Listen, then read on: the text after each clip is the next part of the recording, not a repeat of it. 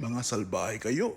So what is up mga kapatid, this is JM, your one and only fat boy. At dahil naghahanap nga tayo ng bagong helmet, meron tayo nakita mga kapatid. So tara, unbox natin ang mabilisan to. Bali San Ramon talaga yung hinahanap ko mga kapatid, no? Pero nakita ko to, nagandahan din ako sa itsura, no? Galing siyang Decathlon mga kapatid. So bakit tayo naghahanap ng bagong helmet mga kapatid? Malapit na kasi mag-expire yung ginagamit natin na laser blade mga kapatid, no? 3 years na natin siyang helmet. So, kailangan na natin siyang palitan. Bali, San Ramon talaga yung hinahanap ko na helmet mga kapatid, no? Kaso wala akong makitang size. Medyo malaki kasi ulo natin, kaya hindi rin ako basta-basta bumibili ng helmet mga kapatid. So, abangan nyo sa gitna o sa dulo ng video na to, malalaman nyo kung ano yung problemang na-encounter natin. At eto na nga mga kapatid, yung helmet, ang Van Rysel Road R500 by Decathlon.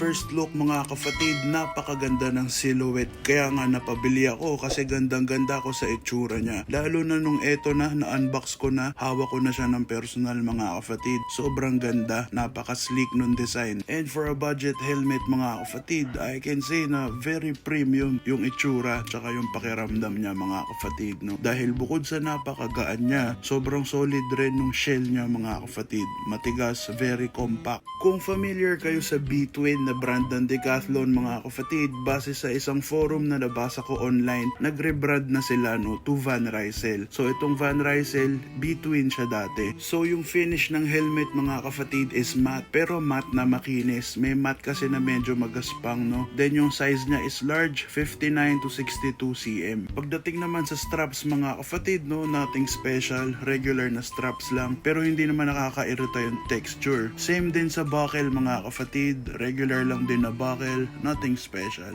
Then yung manual niya na booklet type na alam naman nating lahat na walang nagbabasa. Then sa likod mga kapatid, meron siyang VIOO clip. Compatible siya sa mga VIOO na ilaw na mabibili din sa Decathlon. Pwede nyong i-clip dyan yung ilaw, no, para visible na visible kayo sa gabi. Then for the retention system mga kapatid, nothing special lang din, no. Normal lang na lumuluwag, sumisikip, yun yung purpose niya, and nagagawa naman niya ng maayos. Then para sa inner lining naman o yung padding sa loob mga kapatid, no, manipis siya pero malambot. Hindi kagaya nung ibang budget helmet or yung mga fake na mabibili mo online na parang tela na lang siya na tinahi. Ito kahit manipis mga kapatid, ramdam nyo yung foam. Tapos removable din siya, no, para pwede nyong labhan or linisin yung foam niya kung sakaling babad na sa pawis. Available siya in 3 colors mga kapatid, no. Etong white, merong black, then meron ding fluoro yellow or yung neon yellow. Pero sa current availability yata ng stocks mga kapatid, etong white tsaka yung neon yellow na lang ang meron.